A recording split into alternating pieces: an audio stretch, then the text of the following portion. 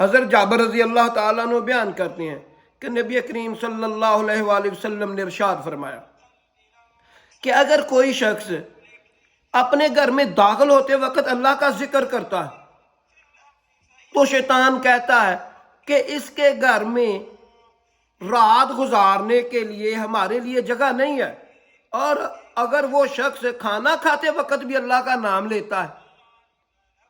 تو شیطان اپنے ساتھیوں سے کہتا ہے نہ ہی اس کے گھر میں ہمارے لیے کھانا ہے۔ تو پھر اگر کوئی شخص اپنے گھر داخل ہوتے وقت اللہ کا نام نہیں لیتا تو شیطان کہتا ہے کہ اس کے گھر میں ہمارے لیے رات گزارنے کے لیے جگہ ہے۔ تو پھر اگر وہ شخص کھانا کھاتے وقت بھی اللہ کا نام نہیں لیتا تو شیطان اپنے ساتھیوں سے کہتا ہے شام کا کھانا کھانے کے لیے بھی اس کے گھر میں ہمارے لیے کھانا ہے۔ اور